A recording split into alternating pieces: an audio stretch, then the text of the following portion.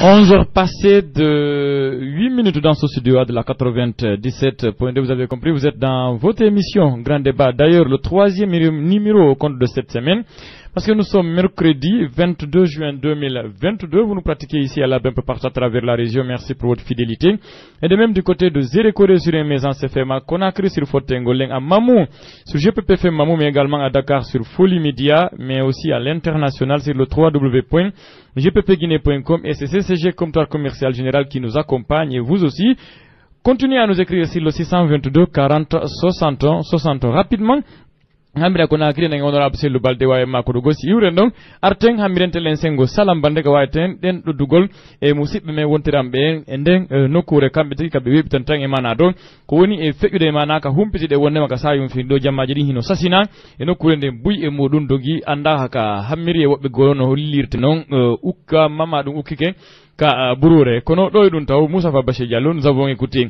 notre confrère et le secrétaire général du syndicat des journalistes niveau national hein, donc Sekou Jamal Pendassa kanko ka webiti do wondema be motondirna yi kambe e patron be go kono wobbe gono ton wonali ko yahi tawda e ndumurado ka tawata no hollirte non il faut reconnaître ko gonga windo patron winda wolaen hino fottude sattendeji go e bangi go kono non tigi on non dey kadi no wi'irte non convention collective on stay woni o signama haray ko nafa fo kono non tentini non kadi journaliste parce qu'il faut reconnaître winda wola en ka meden do hino accida hore modum. Oui, qu'on a onéré malheureusement, Barry Mamadori nous hollirda non, nous l'avons écouté, nous avons capté, et nous avons à la fois été informés qu'on est fait du décompte. Ka tuddere men Conakry ton par rapport à une convention collective kono malheureusement wandintini wanara nundunni hari be satin dental duwoni ko patron be notaki stay non hanking be ebbuno don dental tawata bangini kanyo modi Pendessa wo ministère halfado fiko fewti information et communication on waydo wastay be jude arbitre yagal hakkunde kanyundo be wonbe dartanade wawla windey ha hewte sinkiabe ma joddina be di radioji ka leydi mendo donc aray nder non noti be wanki stay mi fa yali tun ko be tato aray non dum kadi ko yettude Allah parce que stay hadi be nota no ke sagi yawtude din hebi tato e ben patron be noti be dun non tun aray ko buyi e nder cippiro wonango wadede den kaw nguni don non fili wana so jetti o smige ko nanta Barry Madori dum wana e jettu ka woddi fuddoren kamella be doy de andi no muradi woni yaari de non tentini ka tawata wobbe wola winday waday golle mum ha goddon dum patron on tawai wala hebude ay fondo no ton ay yobugol mo o moy seeda e ko woni mo gollande kon ko exploitation on puri dudude kanyum be wola winda bande din piji fu si dartama ka convention tom bay ko kango tigi woni ko yewti ay wobbe smigon ko lamu ngun tigi happi gon hay dum be ala hendade andi dum don ko delfere déjà e lamu ngun stawi ebboje jettetare de nyinna kam mi toñire mi faway be hondo toñe parce que avant tout ça ne sert à rien ye windu taxi gi juste fiare hebbingol di e kaydi e hutora bikare ko madi hutore ko dum yete nafore mum woni hande woni jango e de l'autre côté hara yo bangino don do piji buydi tawatare no fokkiti fi ko fewton convention hako bucci do wano e patron be go ko obligata journaliste be go defandugol ne tawata ida ya dai faleji ma e conviction gi personnel mabbe parce que avant tout ça on tigi no yewtude aray kanko tigi ko famu makongo yewtata eno mijori non vi no jama on faltora kono stay wobbe be no tombe gu ete mabbe obligé yewtugo haydi be ana no yewtude dunga dare ko wattango yila muradu mojjuro fi ko fewti kanyon convention donc kalanita go no yewtere mako buccuno don fi ko fewti cuudi din aray dottama mabbe no sembi wonde mare be humpiti ministère yo wallito région ji di hebali dingo jetti misal labbe bokke farana ko fetare hebugo soude c'est tout à fait normal Barry parce que on tigi do ngande distance à des endroits et l'état de nos routes donc difficulté majeure non tigi woniri négociation jidin hino jokkiti on ne va pas dire aux gens que c'est acquis oui. Voilà pour le moment chose que je ne voulais pas du tout dévoiler mais bon il a vendu la mèche et on est obligé de revenir là-dessus oui. Négociation jidin hino jokkiti pour ce qui est de la région de Labé de Farana mais également de Boké kono non haray muradundum lata kitaho ino jokkita non sollicitation wadama be holli wondema be nani be jabi e inshallah wonay ko be kipi be ndara ko honno muradi di wawata wonire non kono non pour le moment haray ko wonali officiel e hoko jonna den kon wonden e hutorde labe e mamu woni ko kafi sundu mamu to Boke e kindiya e woni ko kafi sudu wadano dum kindiya kono de ngandi Boke do yo goddo yu Boke ara ha kindiya fi golle madum iwa labe ya ha mamu fi gole mai wa farana ya kan fi gole den andin muradi din haray kara hoyirta ko non pour le moment muradi ndo e hino jokka yo Allah ni wonudi wawa latade en change sujet yewten ko yowiti fi muradi politique meden de honorable Mamadou Sellou Balde hutika boggol honorable men salminion allô honorable Sellou Balde men salminion. Est-ce qu'il est là? D'accord, on va aller voir la situation parce que là on ne se comprend pas avec lui, peut-être il n'a pas le retour. Honorable men salminion. Voilà, Bachir mi voulait tanginate on va revoir. Voilà, mdo tangini dandi bon réseau ji diete ba be ya photo ko no ray wonde pelletare mo daddi no saggi no wirte non soit ada no di interférence ji ma piji gono ton surtout ka tawatare ndungo ngon kanati do andi dum fo no wa wonde sombo yeron ko faltolide mabbe mais tout de même on va se battre parce que are hande ande ko gennange woni ko yaltani ko gewonde lilade ka bangal politique ay fanali en bari ko do wadi are premier ministre tigi no fontude juude mtangini bewti do. Voilà, on va repartir avec honorable Sellou Balde. Honorable Mamadou Sellou Balde, mais salminion. Allô? Allô, honorable? Waouh, qu'est-ce qui ne va pas? J'ai l'impression qu'il y a un petit écho, Barry, parce oui, que les dieux de la téléphonie ne sont pas avec nous. Honorable, gardez la ligne, on va revoir si toutefois Mouradi di wawa Marsoude wawen dendo dugol jamaji din humpito e mana doko mako de tenko mi tanji ni be hotika bugo kade ndarta. Honorable Sellou Balde? Allô, honorable? Barry, il est en train de répondre oui, mais la voix elle est basse. On va revoir. C'est mieux. Voilà, parce que aray no mi wiri non nanen ko muradu ndu tawata ndu hande ande ko dona yewtede bawo bang tentini wano ko capital men kona kiri parce que do ngandi mojo be danno wodi ka der leydi men do kono stay FNDC on hoddike ka tabal aray don tini no be wiri non ko mouvement citoyen jamaaji bu wona ko jokki dum donc dum hakkunde ardibe ardabe wona yewtede ndare do stay pellet nantondiral ma famondiral heboto ha tawatare ngakkireji go wawadi yaltitude o transition mo wonden do e mon kono aray no wirte no bari maduri ça ne sert à rien sakkitor gol ko hanno fuddorde go. Honorable Sellou Balde? Oui. Assalamu alaikum.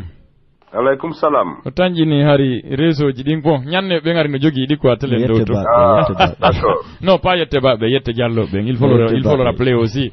Mais weltani ko jabude magodu ka émission do. Ah, merci bien. Voilà, honorable Sellou Balde ko adi kon men humpitike UFDG kanyum tagi woni ko nodditi militant be mudum ben harayo dowtu e mana o marche satinado wadegol sinami fayu jango ka leydi meden en burmana do telen capital Conakry mi anda si tawi woni murandum kono woniri. Oui, kono woniri men wadiri dum noneji buy me wadi donc assemblée générale samedi fejudo donc min tigi wonno ko jettuno kongol inde parti on président Sellou Dalen kadi wadi donc ila kaboni ton États-Unis d'Amérique Philadelphie précisément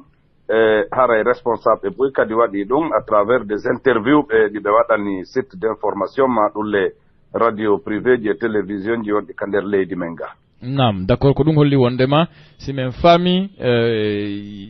men tamangin opposition kono fi kala ne bata yara non hara ina joni ko opposition e mouvance wona parce que won hardi be leydi ndimbe fa lama halorde la mungu bon si mi fami no holite non jango onon kadi on tawdete e yaltobe holla mettube ndemumbe.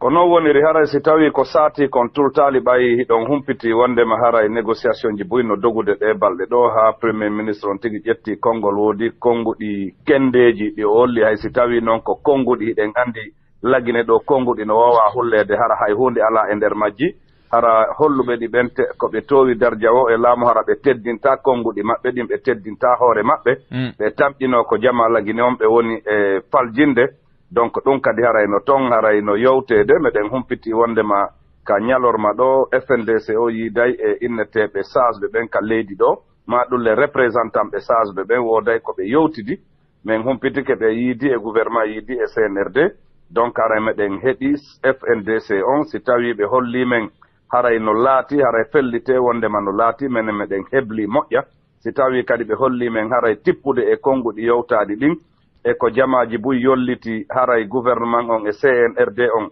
tippude konngol ko premier ministre on holli kon hiɓe wonɗi e anniye yo dialogue laatiɗo no men eɓɓiri e no men landori noon yo laato fiye yaltu e nde sardu mardure nde wonɗen ɗo haray ɗum kadi meɗen hettani par ce que ɗatal ngal hiɗon andi ko innete conseil le dernier recours ko si tawi feere ala feccere feere ala few si tawi ɗatal ngal nange hay e goto faalaka yawde ton si tawi wona obligatoire ma yehe ton.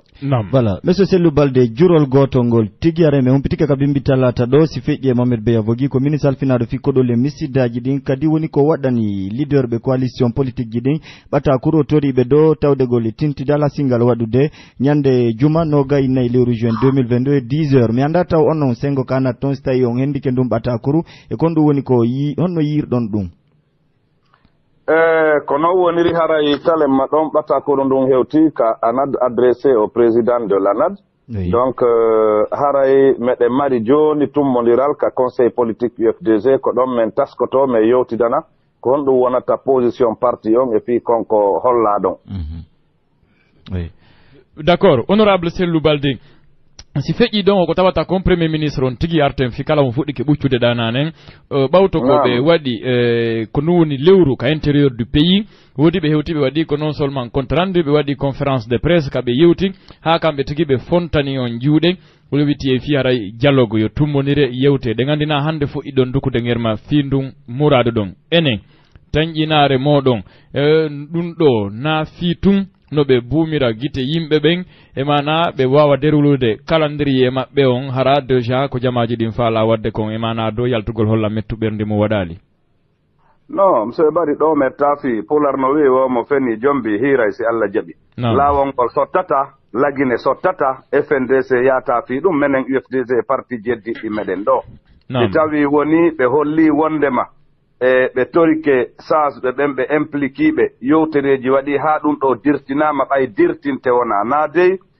wondema accitete wona ko dirtinte wona haray c'est un report léger de la marche ha men lanna andude fondo maɓɓe on si tawi ɓe watti ka wowi ɗon laamu feƴƴugo ngun no wowirno noon roulé tenté de rouler le guinéen dans la farine ɗum kadi haray no waali e mbalodi mum haray ɓertiwel de fi haray adna allah fof ɓeydi andude wondema les acteurs politiques et les acteurs de la société civile, bref, les forces vives de Guinée, ko ɓen faala ɓuttu on, ko ɓen faala yo yewte, ko ɓen faala yo nanodire, haray CNRD e gouvernement mum on, haray woni ko piltu paltu tum ɓe jokki, ko aroyta yeeso ɗon ko mettata fi. Nam, ko ɗum holli wondema, si on tuttoyi ka himpare o yiltorta ɓawre ɓawre. No, yiltorta ɓawre ono fellite kadi men hoolaki ɓe hoolare ala, tigi tigi on, hoolare ala, comme non ɓe inna e wondema, il y a des moments où il faut accorder à ton interlocuteur le bénéfice du doute. Haray ko ɗum waɗi si tawi tabiti wondema tultay haray on leur accorde le bénéfice du doute ha men jooɗo men yewta men anda si tawi ko eɓɓore laaɓude ɓe wondi e so tawi ko faale ko innete kon piltu paltu ɗum kadi metta andude. D'accord, honorable Sellou Balde une autre question. Voilà, e lowre wotere nen tigi o monsieur Balde ka piltu paltu ɗon par ce que yonon tigi ɗon tini goto e men wona koɗo lagine ɗo kalamu ciwlano konngudi yewtano fodareji waɗa kono ɗum e ɗum jama wari no humpa andugol ko homɓe woni CNRD ma duré happo transition non kono noon yaaride ni ɗon onon tigi on qirritike hoolare ala est ce que tamamon no sembi ɗum ɗo fof ko premier ministre on ko waɗiri wona juste pour gagner du temps ma ndara ɗo so tawi ɓuttanayi ɓe anatanda yoɓe joofin golleji maɓɓe go ka tamamon no sembi à partir de ɗo un vrai dialogue franc waway dow wonude hakkunde mon e kañum CNRD on. Non mi holli o wondema hoolare ala ɗum ko tigi tigi observation ara noon kono noon ka ɗimmum kamɓe CNRD gouvernement on ɓe hutaki ko FNDC e parti ji ɗi fokkintini kon l'histoire récente de la Guinée hiɓe andi kon num feƴƴi capitaine Dadis Arno o ƴettuno laamu ngun o faala yonnorde ka ñaamo yara ka nanu adna o fof no seedi ka ɗum yalti ɗon ɓe addunomo ɓe après Maroc ɓe addimo ɓe cikki Wagadugu mo watta kapoti um mo ndaarimo ɗon anditi fewndo Dadis o waɗayno anditi ɗum ɗo ha o jonni tigi tigi on laamu ngu Sékou Ba Konaté on tigi wattana yila Alpha Condé ari ɗo o waɗi 11 ans olle no inna ko wotanaɗo kono ɗum haɗali ɓay jama lagine on immike 2019-2020 e yi ɗum kadi ka yalti ɗon donc miɗo tañƴini CNRD e gouvernement on ɓe fuɗɗike andude ittiri e tigi tigi on tallal lakke ha ka jama o fokkintini ɗo kon ka wawi ɓe hulɓinanade ɗon par ce que ɓe fellitinaɓe wotanaɓe ɓe ciwli laamu ngun ko finkari hawtani ndin ɓe hutori ɓe ƴetti laamu ngun donc ɓe andi wondema ɓe wawata duumade ka laamu ɗo ɓe faalirano jama lagine on jaɓata ɗum par ce que no hollirnon mais yiltorta ɓaawo e fiimo. Nam, Charles White, procureur général on, ka meden Conakry ton woni ko fewtini kañum tigi ɓata koru premier ministre on hino ɗahirato kanko himo huɓɓirato holla wondema tigi yon ndey responsabilité ji ɗin ko ɓeɗo e ɓeɗo o kawu si tawi ɗum ɗa e ɗum to waɗi mi anda ko noyiru ɗon ɗum honorable ɓe yano ñippude ɓe yahino huɓɓude.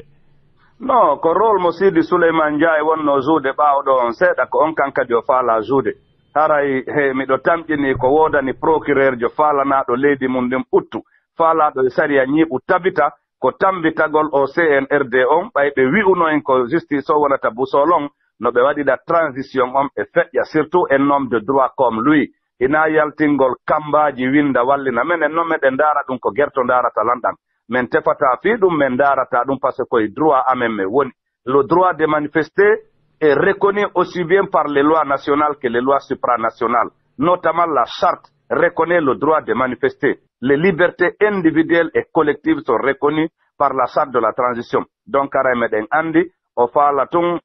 ɗen inde ko wowa waɗede kon la justice aux ordres e ley konngol laamu fewndingu ngun ko ngu faala o woni koko laba woni koko ñiddi ɓe ara ɓe tambo ɓe ɓabana laamu ngun aray noon ɗum no holli wondema ha joni e yaltali e ley konngol justice wonɗo e ley nalki laamu fewndingu ngu. D'accord honorable Sellou Baldé mi weltaniki on ko jaɓuɗo e makko duka émission ɗo e ñalla e jaam. Awa menen kadi mi weltaniki on min jarni jama laɓe on haray sukamen no feƴƴini ɗon wonnoɗo propriétaire café UFDG on newnana e men ko raɓɓiɗi men toro jama laɓe on fof jama laɓe ɗeppere on fof jama birar e on fof yarlagol Amadouri Diallo yo Allah yurme e yaafomo nadamo aljanna. Allahumma amin. Merci à vous honorable. Merci bien. Voilà, et je vais d'ailleurs reprendre la parole avec son dernier mot, Koutawatakon.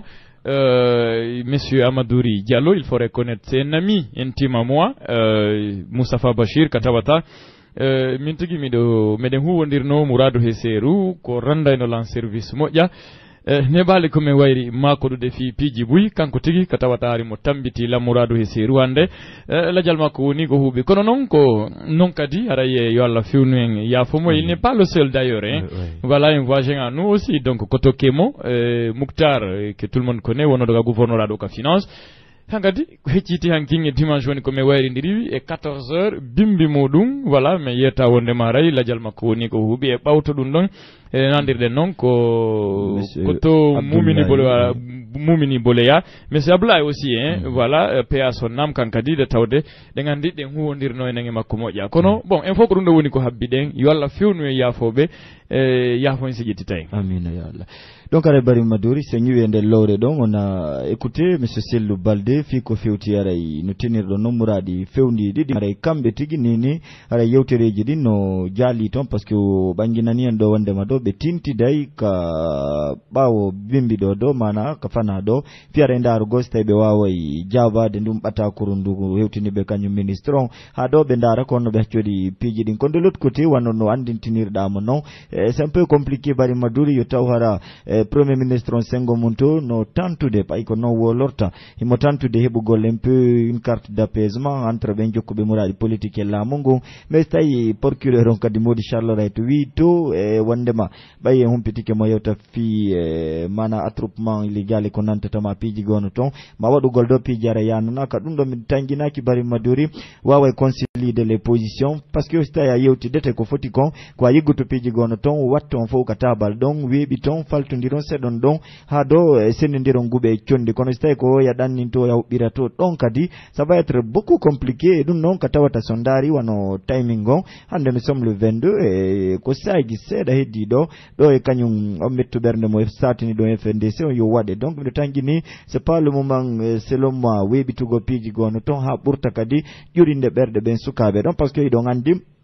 avant tout piiji gono ton ɗo hani junnude miijo déjà il l'a rappelé kañum Sellou Baldé hay vote na ɓen tun légalement installé tawata ils sont à la tête de ce pays ɓen tigi ara so tawi walanaki jama on goɗɗum eɓɓoje maɓɓe gono ton ko sariya on hertinani en koyo yaltu hello mettu ɓernde mon de façon pacifique kono so tawi déjà situation ɗo on ne peut pas moi darugol ɗo ko honno feppindenirta fof fino daariɗen ko honno leydi men ndi yarita yeeso ɗum kadi wonana en sattede so tawi noon transition no wiyede yo ɗo ɗowte ko foti kon aray ko ɗowta ben tigi kamɓe kadi ɓe hani yewtude mum kono ɓaɗi Mamadou mo taw noddude ɗo e dental mina je ne suis pas prêt à vous écouter ma à ne pas prendre en compte vos différentes réclamations et piiji gonto e ko nanditata ɗum ɗon aray wano no buy wirata non c'est du gâchis c'est du tape à l'œil ko perdi temps e ko hani kolle ko foti nini aren andi ko honto tori ɗo fewti hara au moins e wawi waɗude dow tugale mawɗe ɗen fi ko fewti transition o wano yiye leyɗe goo déjà kamɓe on ils ont bougé ɓe yaccinade fi ko fewti kañum on happo transition ɗo en ɓe ndaara dow kono ɓe wirtanentede donc kono ene haka fewndi ɗo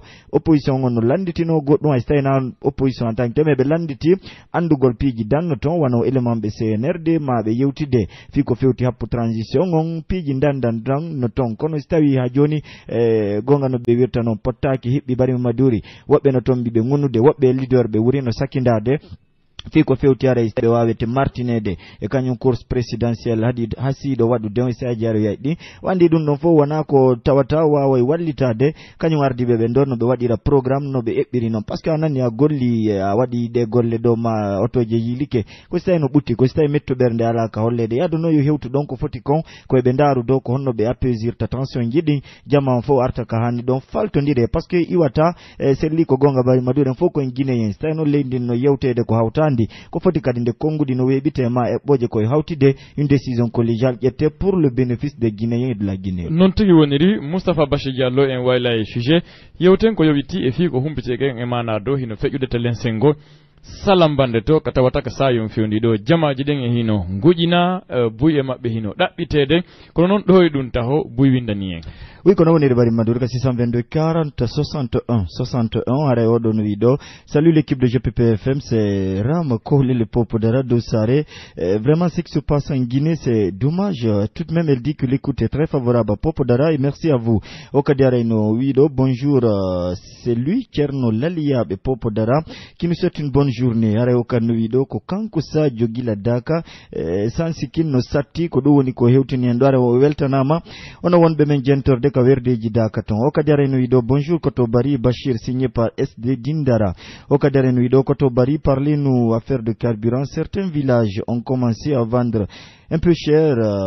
voilà de 15 à 17 000 francs guinéens aray ko ɗoni ko ɓe kadi hewtini ka bimbiɗo o kadi ara no wi ɗo salut Bari c'est Aladji depuis Falo Bowe l'écoute est très favorable de ce côté aray Bari Mamadouri le dernier SMS yir ko raɓɓiɗi salut la radio GPP FM je vous aime beaucoup et je salue tous les auditeurs et auditrices j'aime la radio GPP ko Bachir depuis Tata Motorier Nyalugol les gens si c'est à Koya hein, vous avez compris pas à Koya à Conakry mais Koya dans Salambande que vous êtes en train de nous pratiquer merci pour votre fidélité vous avez compris c'est dans la préfecture de Mali rapidement et wawa yiltorade ton ɗenɗo dengen mero monsieur le maire men salmini on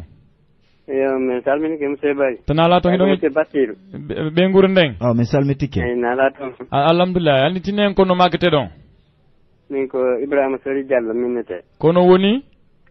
maire commune rural Salambande d'accord monsieur le maire min humpitike koko hawni woni e feƴƴude ka meɗen Salambande ton e ɗe balɗe feƴƴude ɗo ɓawto haray e sinami fayu wuriwal waɗede telen ton haray gila ɗum noon haka sayon fewndi ɗo jamaji ɗin ɗanaki artane men ko hon ɗum feƴƴi ka meɗen ton e nini ko honɗo jamaji ɗi wuriri awa no paɗɗe hawde haray ko tippude ko tawata jamma on no jogui sokola mawɗo kon nam warata ha mi yewta ɗo konngudi seeɗa tana ɗum kan haray deƴƴe tun nam kono noon tippude président district kon ko yalti yeehi kon ha e chef secteur ɓe membre district koya on kon nam ko ɗum ɗo watta ha mi yewta seeɗa nam heeɗi on haray ko tippude ko tata hanki délégation iwri maali gendarme ɓe oui ɓe ari ɗaɓɓitugol chef secteur ɓe ɓen e membre district ɓe ɓen haray ɓen ɗon ɓe ari ɓe tawi ene tigi tigi membre district o e chef secteur ɓe ɓen kaɓe humpitino gila hecci hanki min e sous préfet men noddama maali men yeehi ɓe fof maɓɓe ɓe yalti ɓe alaka galleji innata ɓe muuti kono noon ɓe alaka galleji non awa ɓay mission on ari hari min annda tigi ɓe hewtay wano hanki min oui min mi woni yeeso yawgol ndaarata mi yiida e membre district e chef secteur ɓe ɓen mi waɗa compte rendu komin yawno maali hecci hanki kaɓe yehi toon fof mi tawi ɓe alaa toon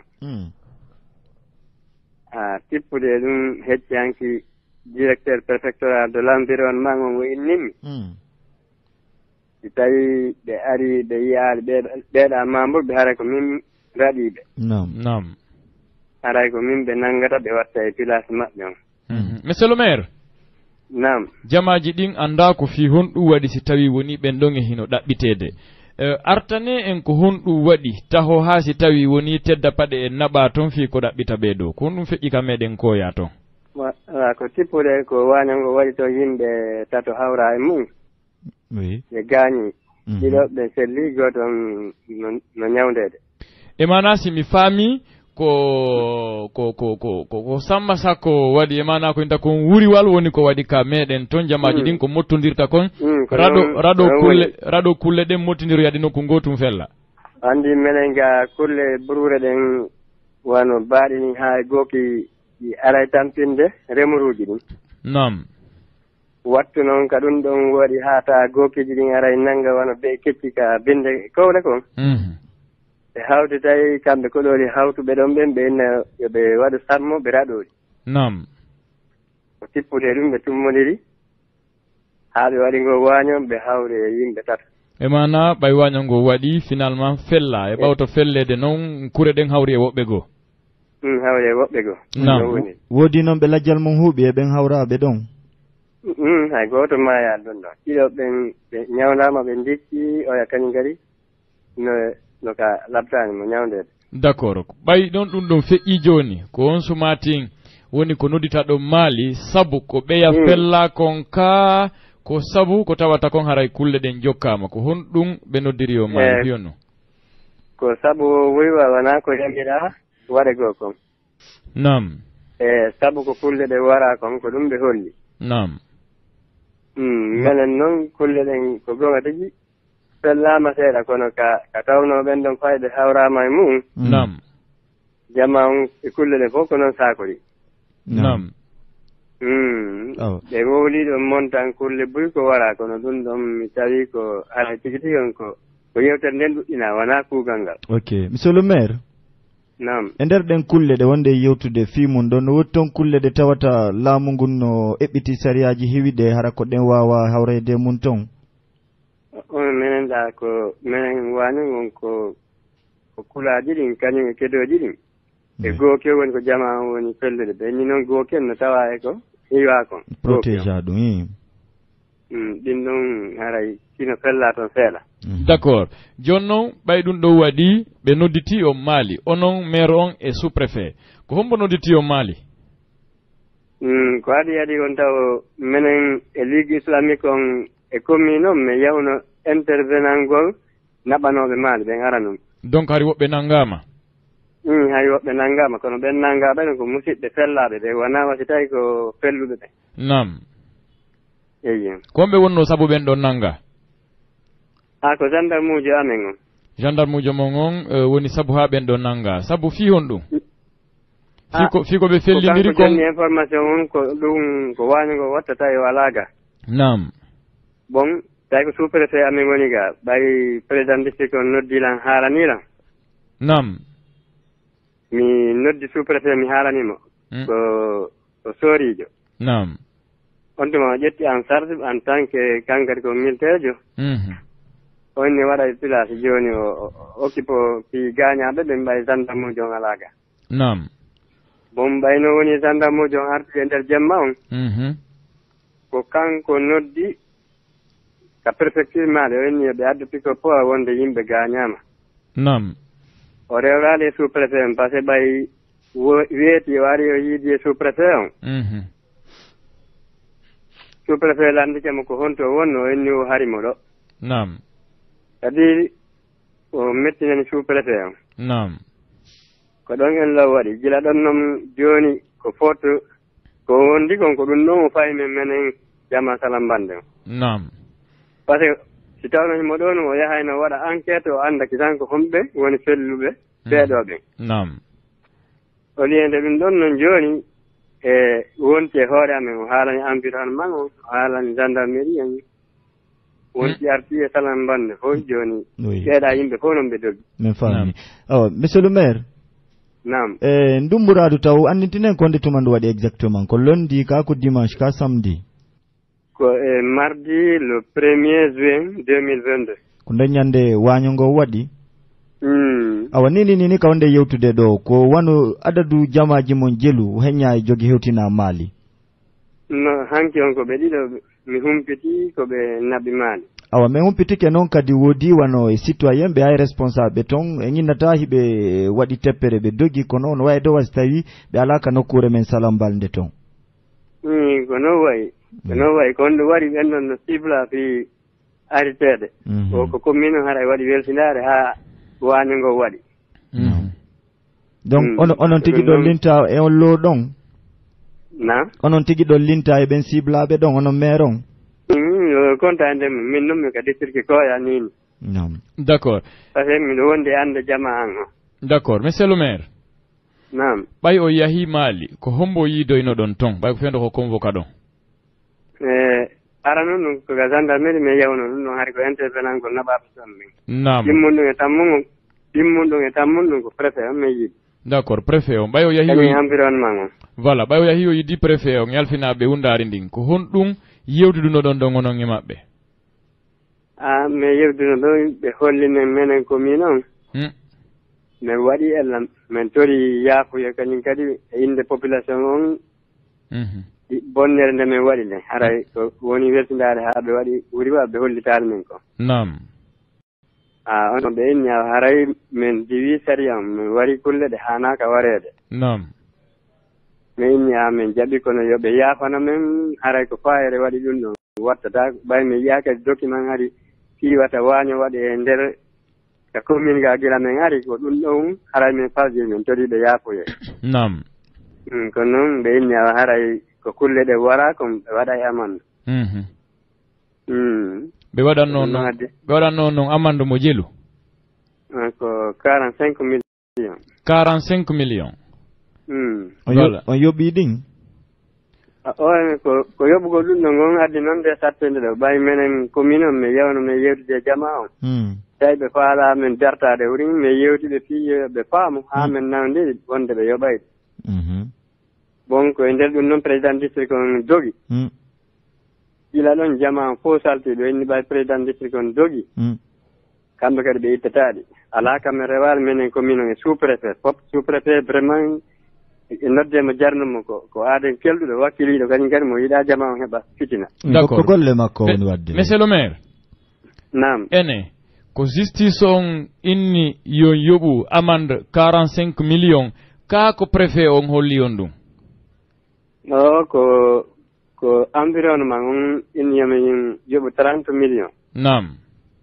bon mi yehi to e ɗimmum ɓe inni yomin ɓe watti ɗon kadi 15 millions woni 45 millions nam eyi ɗum ɗon noon hari préfet on hino tawa ko ɗum ɗo yewta fi mum ka hari o préfet tawaka non mi yewtude e préfet fi ko waño ngo waɗi kon nam on ɗuma ɓe inni yomi yaw minen directeur préfectoral de l' environnement o haalana min amande ko min watta kon o haalanimi inni min watta 15 millions hoore 30 millions ko wowluno fi mum ko nam o woluno noon ko honto ɗi préfet on ndegoɗi préfet on wolnani min fi amande ok o woluno noon ko honto ɗi mbuuɗi yaata ɗin ɗi ɓeydi ɗon on haldi 30 millions yeeso préfet ka sakkitoru arti o inni 45 millions trésor ɗi déposité voilà o wolano on noon ko ɗum waɗi sombo si o ɓeyditi kanko tun e hoore hari ko halda ko 30 millions o haalnani men ɗum noon kono noon ko ɗon addani min sattenne ko ɗum murtini jama on kañum kadi jama on tawi tigi tigi ɓurti président district on jogi d' accord ene e nder koko waɗɗon ɗo fof justice on impliqua memorandum woodi ko ɓe yewti ka ɓen hunde yewtale justice on ɓe haalanama fi mum kono noon minen ɓe nodditali men taw nam e mana ko halfinaɓe environnement on ɓen tun catti wi i wondema ko me yo ɓon 45 millions d' accord mi famani min ko halfinaɓe environnement on ɓe e mana hundare ndi men ko ɓen ɗo wi on ko me tuyo ɓon 45 millions ko ɓen noon de voilà joni noon kombo immini tedda paɗe ɓe yoɓe yaru ka meɗen salambande toon ko préfet o nga kombo mi tangini inna do ko laamu humpiraaki ko homɓe tigi tigi on ko noon ko laamu on yimmin. D'accord ɓay ɓe ari toon ko ñalawma ɓe ardi ka ko jemma. Ko ñalawma ɓe ardi. Ko pick-up jojoli warno toon. Ko gootal. D'accord ɓay ɓe ari ɗon kaka district ko yaaɓe yaano directement ka ɓe rewruno ka commune. Kaka commune ɓe rewri tawi min miɗo hikki yeeso yawgonda chef secteur e président district on. Nam. Mi haalnanaɓe wonde yoɓe wallito commune on no mbuɗɗi hettora. Nam. Ko sous-préfet on noon ɓe tawno toon. Tawi min miɗo woni yeeso. Ene ɓen tedda paɗe ɓe arnoɓe ɗon ko kippugol fino mbuuɗi ɗin hettora addunoɓe ka ko fi nangugol woɓɓe ka ko fi ko fi no mbuɗɗi hettora ko ɗum no wonno ko adde ɓe mana ko ma pick-up walsi mbuuɗi 45 millions yaha ko fi ɗum doyi ɓe holli min par ce que directeur préfectorat de l'environnement o hollanno ko mi yehi hecciyanke min e sous-préfet maali toon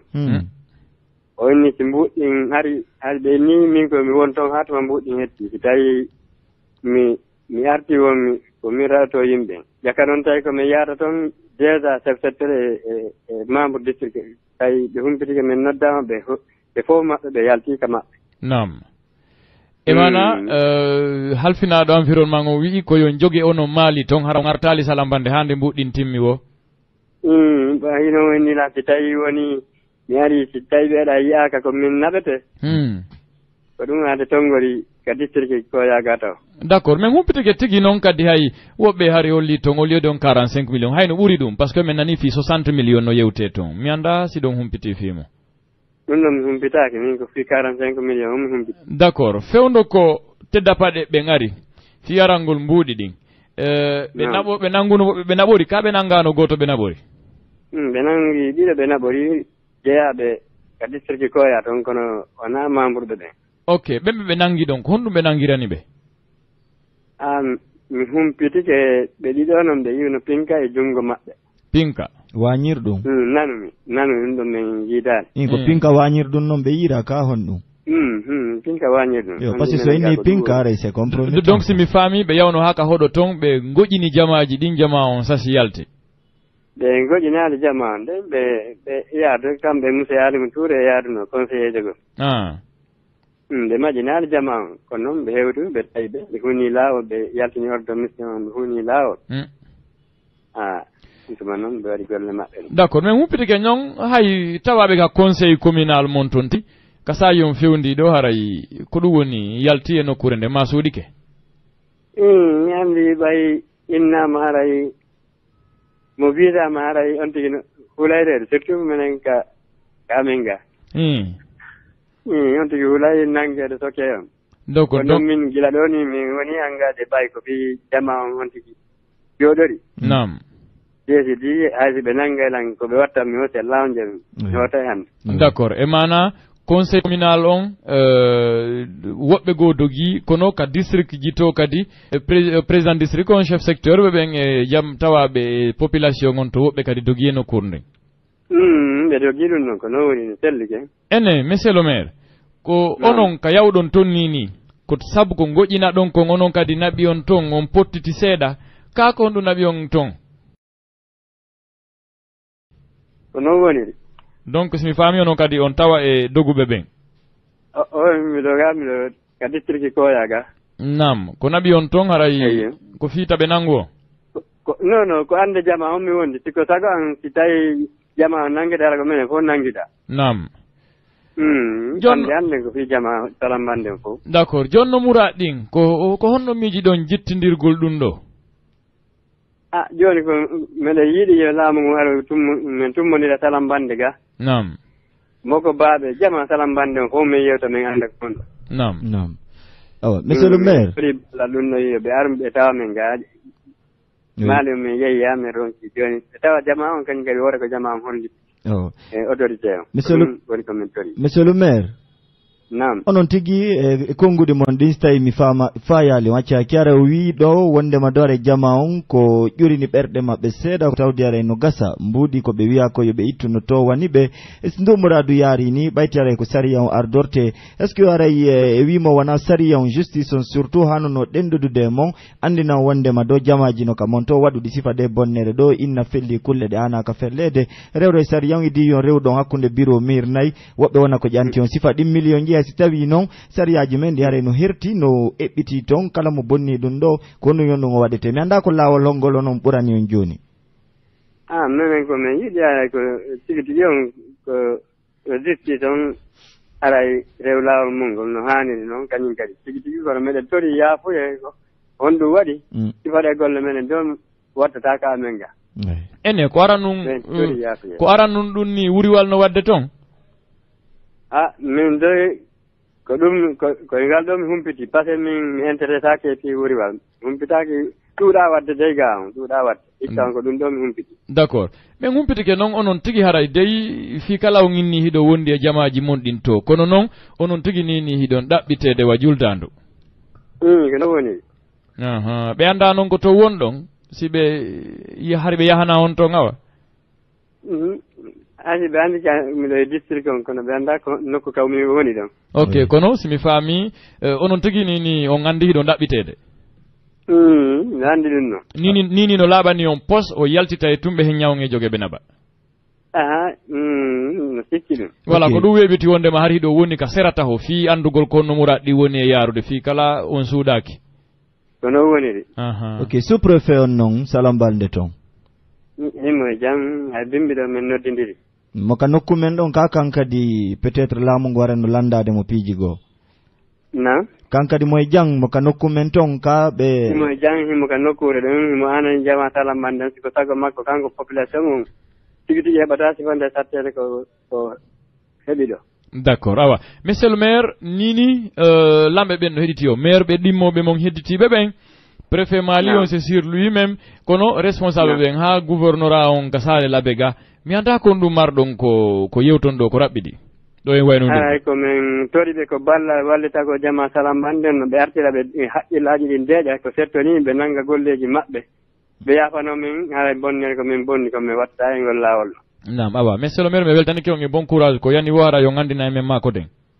on jarama sen min jarni on mi weltanike on fi kumpite en merci beaucoup voilà on weltanama onon kadi telen sengo Salambane tan on faami hari ko enen e maire on wonno e makodugol Moustapha Bachir Diallo mi ɗen ɗo di e préfet Malion joni kono no wirte noon ɗa andi tedda paɗe en mi anda so tawi woni aray ko kooƴe woni ɓe woñaali taw kono noon ɓay mi persantike ɓe andi haray ko windawola en ka debbi fof har yewtere nden hino laba kono kaɓe anduno ko windawola en ɓe siiɓi taw e ɓawto ɓe siiɓitade ko ɓe dewti ɗon wondema kamɓe ɓe yewtidata e journaliste ɗum ngalɗinayno voilà tammon ɗum ɓe wiwata mi soñjuɓe dey voilà mi fuɗɗi wolde ɗimmo entre autres konngoli maɓɓe voilà ma kanno ono ɓe makete bete ɗum waɗali donc ka torum tun qu'est ce qu'il fait ɓe siiɓi kadi ɓe kuppi téléphone o ɓeni ɓe wolta c'est dommage ba lanni way ɗo bon iɗa andi ko ɗo waɗi o situation exceptionnel mo wonɗen ɗo peut-être pas moi wonana e bénéfice parce que ala ko ɓuri sattude yon heɓu kumpite fait maire on le préfet en personne wana no wirɗa noon ɓanginira on noon déjà bari kartugol en peu kongo ɗimɓayti sa yon no poɗade ara on a compris ce qui s'est passé no wirɗa noon rappelle moi le nom koya c'est dans Salambande ko wuriwal andi menen sa woɓɓe noon inna guriwal andi menen sa ni mana ko ɓe ara ɓe samma ɓe raɗo kulle ɗen c'est que c'est tout un monde qui doit sortir ɓe yaltida e pinkaje maɓɓe ɗen hari waɗa no ɓawoɗo un peu partout e nokkili ka tawata ɓe yaltay si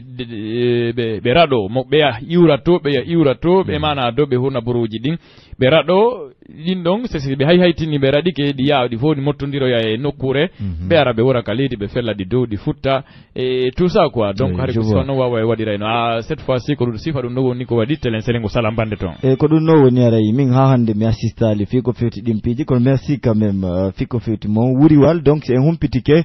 ɗum waɗiri ka nokku men Salambalde to mbari maduri kono noon haray jamaji ɗi no hani anditude hunde wotere sa yayi ɗe balɗe ɗo hiɗe ŋuna incompétence maire ɓe gono to ma ngal faltodirgol maire ɓe gono toon ko sifa ɗi piiji ɗo fof way sadi wawata ɗo wonde sombo e waɗo émission ji gon toon fi ɓeydalngol ɓe ma wattude maɓɓe feere fi ko fewti piiji dan si wona ɗum pellet bari maduri hiɗon andi hande ka sawan fewndi ɗo no woodi espèce ji ɗi tawata pellet gonga wi wowlan ɗum ɗon hino protége a na noon ka leydi men ɗo tun ɗum ko convention ji adnayanko kankoje tawta fu no fottani wonde mare dum don gonko ko hiwete donc si tawi maire be go dans certaines localités be wedditiki ha piiji gonno to wadi andi dum non kadi aray ko fayire ella ngen ko wadi beyduru gandallo nyefebe maire be ko hunde de tawta walla non seulement les maires kono dande kadi jamaaji mabbe din fottugo sifadi piiji do si wana do sibe anduno wano on qualité dum non e champagne ko be woli do fimu sta be anduno dum non ko hiwa ko pellettere be newi nantano hay goto wadugol wuri warno ton kono wandi namuji men din kadi hino ton donc do wadi piiji din no hani ka adapto den wade impulsariaji man di en fonction et réalité ji leydi men di hande bonner nde wadi kono ya une chose que mi tawta yobe artumbe tintida wi mabbe directeur environnement on bari maduri hollando be monta mo wonde nande do fo c'est pas normal ko hani ko au début 30 millions hakundeji mabbe kambe imbir tibbe mais juste par la suite 45 millions donc 15 millions de plus et ore ko dum na compte wata même la justice n'est pas saisie pour le moment e wonna en kadi wodi yaay ka trésor public de ngandi ko inete kon fo yaay ka trésor public mais understand ka déjà murandum ko wona andou e mabbe de do fi yobe budidi yo mbulanu yo lutte juude mabbe ko hala rewi ka trésor public donc ko don dum wona trésor public on c'est dans les poches des gens, nous le savons. C'est quoi? Abonni bonnere. Tu dois être entendu. Sariyan stai no mari hajoma benama. Déjà kametegi toni la be bonnu gol muranu. Te kametegi be holli wonde ma écouter. C'était wonni ko sabu dum do reconnaît muranu wali ya fe. C'était ko watta wo wada e hore dum kono ko tawata ko e hore doyi e hore ko wonata kon doyi kon tawata jamaji dingi no humpiti goddo yawaka ngojina karadaka kamudum are inne wonde man me itine don hunde kare tout ça. Misalaki stai woni aman non tonko hana wadede wi e hino be duwa wadde kono non yo taw na ankati minin e hore ara ko suuda gol ardo ngunno den addu ko mi nyama mi tertoma e si adali dum don imina tedda paden ara do yimbe c'est pas normal ko do wadi et le préfet lui-même il doit réagir mais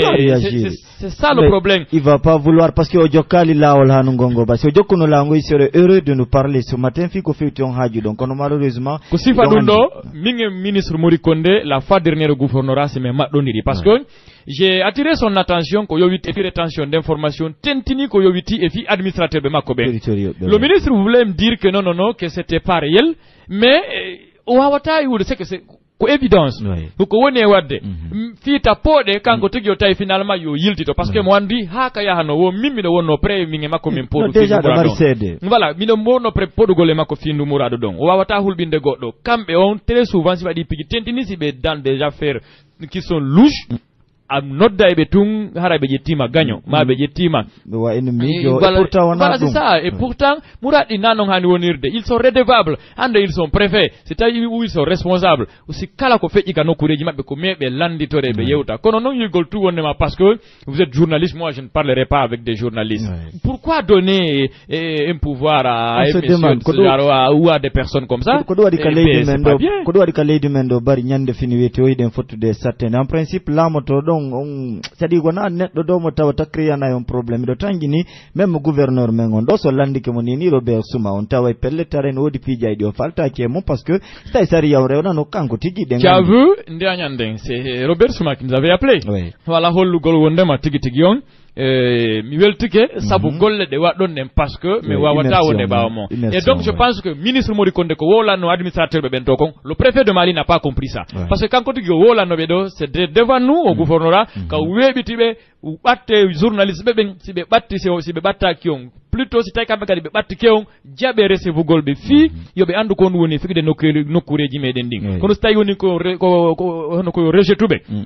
ko yo yennube ko yo hulbimbe fami non ko be gagnobe mon haray ko bonki jokkudon no bure tanjinade le préfet de Mali doit revoir sa copie be anda ko no muradi woni fejirde tigi yon si be fewtina malandal woda kambe kadi tigi yon ko be yoti ko yoti fi murano kono bon on va pas s'arrêter là hein wonay ko den do dengen gouverneur on tigi daren si tawi woni woda kambe kadi ko be apporter ko yobiti fi di peji do misala ki bonnere wadi gono si bonnere nde wadi no wodi kadi procédure ka hana reweden fi no den bonnere don yagginire madum do nde arrangire ha tawata nayo hore bonnere wanade ko yo bonnere go kadi wattu e hore den don yana yimbe miskimbe e mana do wada be ko wadi be wo e mi tawta dun don wakila ki menon holirte non beaucoup parmi eux no fada ko be gotum wano si andari do l'ex préfet qui était là donc qui a été muté si je ne me trompe c'est du côté de Bokeh non Silver colonel Silver je me souviens fait ko syndicat journaliste ben installa ka sare do on lui a appelé pour venir à sa rencontre fi président ko wi do wonde bo goddo hatta na wadu goldum ka sare makko do ayna makanko je sare nden et tout ça parce qu'il est préfet voilà et finalement mi makko men badondiri mi yeti mo wawata interdire de goddo wadugol do ko fala wadde de tawde wonde ma nasariya woni ko fawnya mais madoniri wuli kat kasake to ngoni mi rese vatao mi dewtani mo accu don dara si tay woni me ronka wadde golle amen de ko wata wulbinde yimbe ben voici entre autres des trucs auxquels il faut tengi mudunga l'interne tata pellete tamperende woko wa mayre be bitoto be hulbinte madum be dumanoto kede kambe uma danki ma janduda kabe je lagine burma kabe je ya lagine burma il faut ko ledi baba men ni goddo wawata hulbinde goddo no kureji din mais il suffit juste ya andu ko hana makon wada do rewra e dildate donc ma do rewra e gollawol don sincèrement je suis désolé kono non ko woni fekete lensengo salamande kon haysi tawi woni bonne wadi mi salahi kono non yo be rewru ka hani don be rewna bonnube ben ka duwa don e hore no duwira non hada tigi on na fawnya golle mabbe kadi rewna be tanaji di hana ka ko do wattana en do yer ko barki di bay sayon podi ke bari ma durare yo gouverneur men ngoro be suma si vraiment moy ko tudden yo watta ila fi ko fedu muradi don parce que CNR don ender vocation mabbe on be arira do fi hulbingo goddo ma aybingo jamaji din donc kare be watta ila no wirda non bonnere wadi kono ya une procédure no wodi saria ko hirtina na fi are kippugol di muradi don kono o wata noddude do mawdo mo kaftani ender bureau inno yaddu 45 millions wastay ko non tun jettidi joni mo mar don joni ma hore manankun c'est inadmissible sariyan force reste à la justice no wirte c'est clair no haliden ko do wonen hadude merci à vous Moustapha Bachir voilà merci à tous ceux là qui nous ont pratiqué depuis le début de cette émission qui soit à Mamou sur GPP Mamou à Zérekoré sur Emergence FM à Conakry sur Fortengolen